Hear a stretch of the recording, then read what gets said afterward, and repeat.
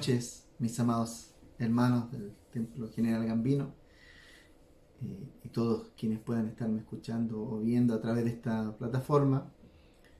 Damos gracias al Señor de poder comunicarnos, de poder estar hoy preparando este momento para compartir con ustedes unos saludos, tanto de mi parte, de mi familia, de mi esposa, de mis hijos, como también vamos a meditar luego en unos instantes en la palabra del Señor. Ha sido una semana larga, pero damos gracias al Señor que en cada día Él nos ha guardado.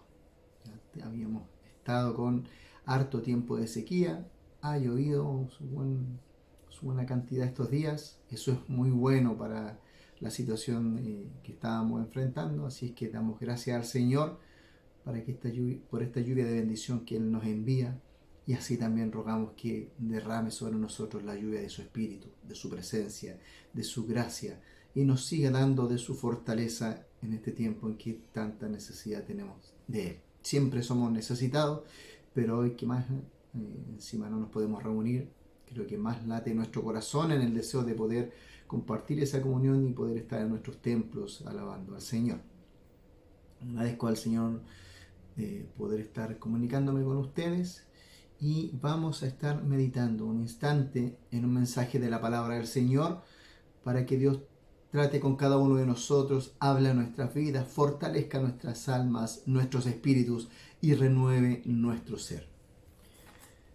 El mensaje de la palabra del Señor en esta noche se encuentra en el libro de Números, en el capítulo 6, versículo 5. Libro de Números, capítulo 6, versículo 5. Les vamos a dar lectura en el nombre todopoderoso de nuestro Señor y Salvador Jesús. Todo el tiempo del voto de su nazareato no pasará navaja sobre su cabeza, hasta que sean cumplidos los días de su apartamiento a Jehová. Será santo, dejará crecer su cabello. Amén. Vamos a inclinar nuestros rostros y vamos a dirigir al Señor una oración por el mensaje de su palabra. Señor Jesús, bendito Dios y buen Padre Celestial, estamos en esta hora delante de su presencia, mi Dios, ante la lectura de su palabra. Le damos gracias, Señor, porque usted sigue hablando a nuestras vidas, porque usted sigue proveyéndonos, Señor, el alimento que nuestro espíritu, que nuestra alma necesita. Y estamos delante de usted en esta hora para rogarle, mi Dios, que usted nos ilumine a través de ella, que usted nos enseñe, que usted nos eduque por su palabra y nos fortalezca, Señor. Sea en esta hora su palabra como ese manantial de agua que fluye para refrescar nuestra alma. Sea como ese maná que caía del cielo, Señor, y alimentaba al pueblo, que saciaba su sed y su necesidad. Que esta sea su palabra, el sustento para nuestra vida, que sea fortaleza para nuestro ser. Como ella misma dice, medicina para nuestro cuerpo, refrigerio para nuestros huesos. Usted, Señor amado, me use en esta hora para hablar de ella y hable también a mi propio corazón. Le ruego, Señor, su guía y su dirección en el nombre todopoderoso de nuestro Señor y Salvador Jesús. Amén. Amén. Cuando vamos a las Sagradas Escrituras, hay un varón bastante conocido que tenía el voto del nazareato. Yo no sé si usted se recordará, pero había un varón que era nazareo y que por esa razón no podía cortarse el cabello. Yo imagino que usted estará recordando quién es. Sí, es Sansón. No había pasado navaja, dice, por su cabeza, porque era nazareo. Entonces, en esta noche nos encontramos justamente en el capítulo 6 del libro de Números, que describe el voto del nazareato. Hemos leído solo un versículo. Lea usted el pasaje completo, estudie la palabra del Señor en su casa. Hay muchas lecciones siempre que sacar de la palabra de Dios. Y puede usted ver que era todo lo que se pedía a alguien que tenía el voto del nazareato. ¿Por qué vamos en esta noche a este pasaje de la palabra del Señor? Hoy en día vivimos en medio de un mundo en que al parecer la imagen significa mucho. La publicidad que se hace en el mundo está basada en la imagen de algo que nos quieran vender. Y se da mucho eso de que de pronto usted puede ver en alguna imagen publicitaria por televisión, por internet, o tal vez por folletos publicitarios. Y ve de pronto, por ejemplo, una prenda de ropa que a usted le gusta mucho, de un color muy bonito, de un diseño muy hermoso, y que cuando usted la mira, se ve precioso, queda muy bien, se ajusta perfectamente, se ve todo hermoso. Y luego, cuando usted viene y adquiere el producto, muchas veces difiere de manera importante de la imagen que usted había visto. No se acerca tanto a lo que parecía en el folleto o a lo que parecía en la publicidad. Es lo que algunos llaman expectativa versus realidad. Esto parece que se va a ver bien, parece que va a estar así, pero no está. Lo mismo puede pasar de pronto con una comida que se puede ver apetitosa, pero que cuando usted la prueba puede estar falta de sabor, o falta de sal, o con exceso de sal. Puede estar un poco desabrida, pero se ve muy bien, se vende bien, se presenta bien. Expectativa versus realidad. Se hacen videos cómicos de este concepto, ¿no? Expectativa versus realidad. Lo que pensamos que puede ser versus lo que realmente es. Y cuando usted va a la palabra del Señor, aquí en el capítulo 6, dice así, desde el versículo 1 en adelante.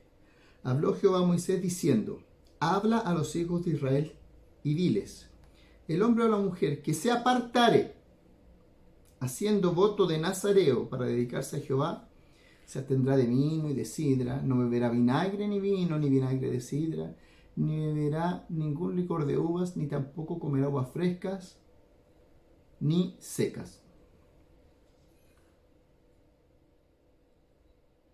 Luego en el versículo 8, puede leer todos los versículos, pero es importante lo que dice el versículo 8.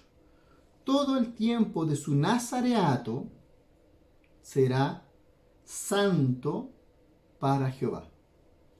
Todo el tiempo de su nazareato será santo para Jehová. Capítulo 6, versículo 8 del libro de Números. Si usted va a la historia de este varón que le mencionaba, Sansón, él tenía voto de nazareo.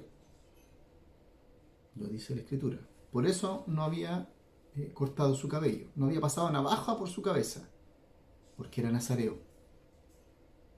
No bebía vino ni sidra, al menos no debía hacerlo, porque era nazareo.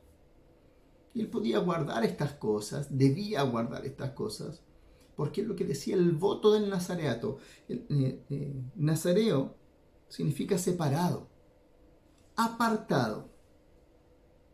Se separó de la vida normal que llevaban las demás personas y se apartó para ser santo para Jehová. Versículo 8. Todo el tiempo de su nazareato será santo para Jehová. Pero usted puede ver a Sansón que cumplía el rito, tenía su larga cabellera, que era tal vez lo que más les distinguía, lo que era más notorio para él.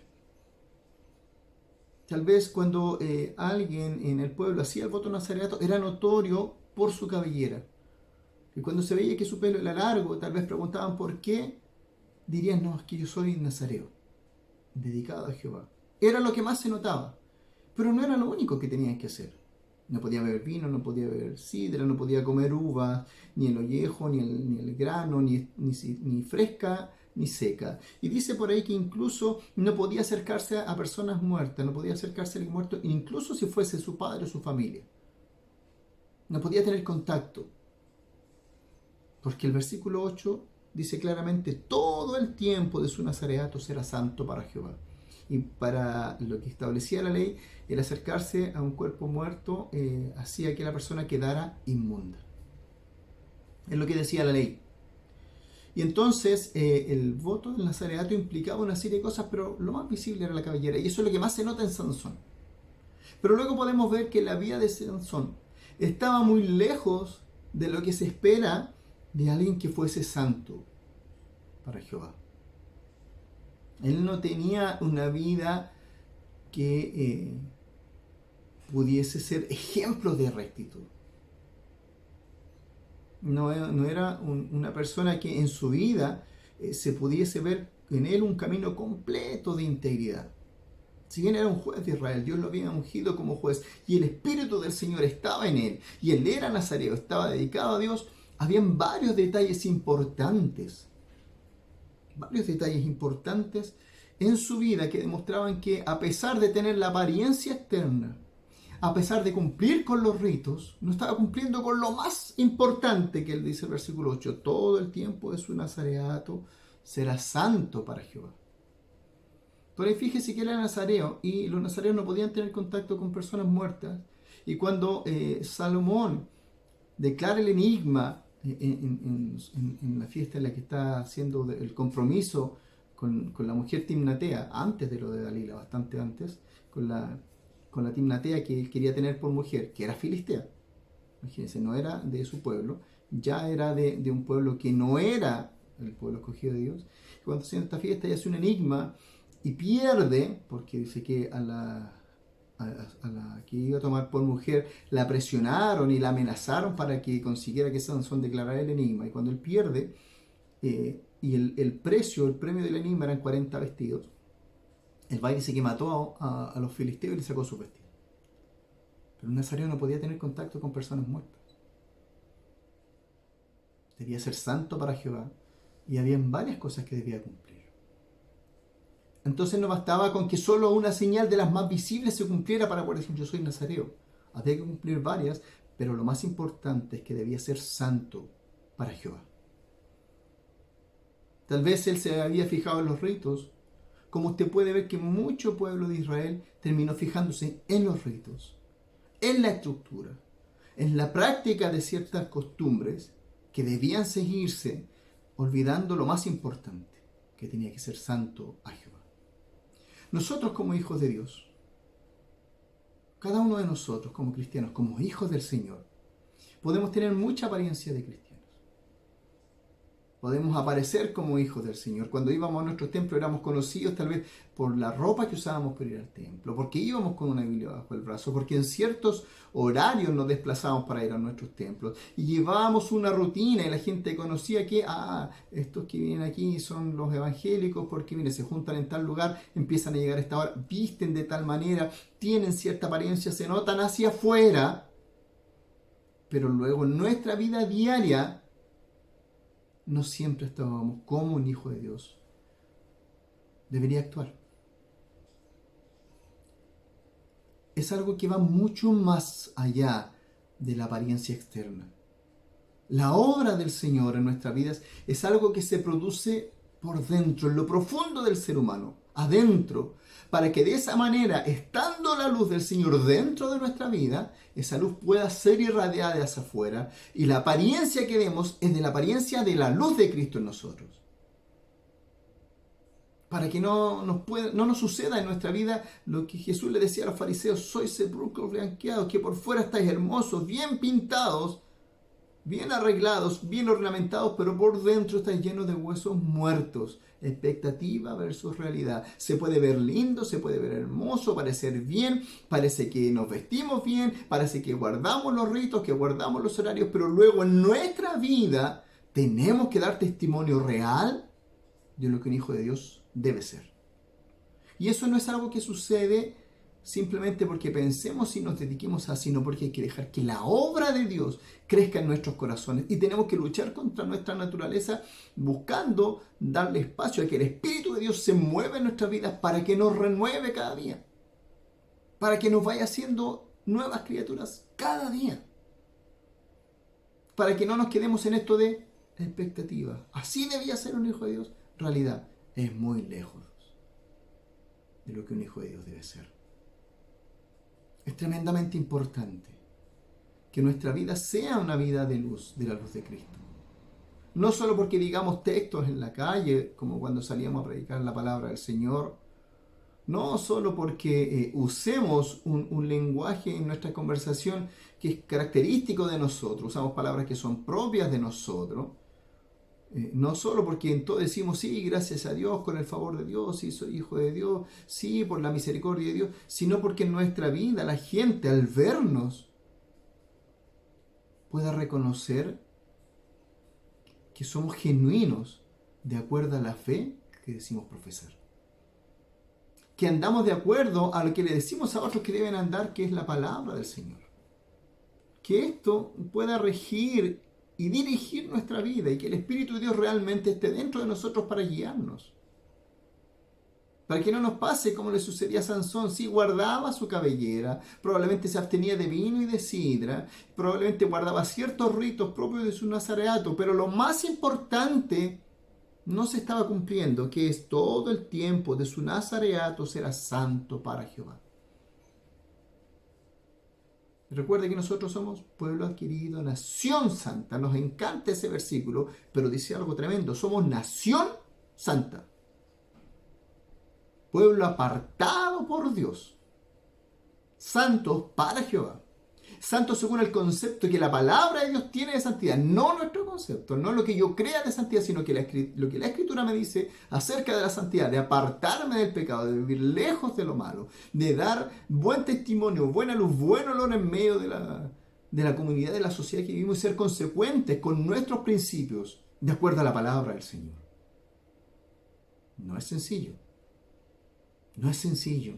Porque nuestra naturaleza tiende al pecado, tiende al mal. Somos arrastrados a nuestras propias pasiones. El mismo Pablo lo decía.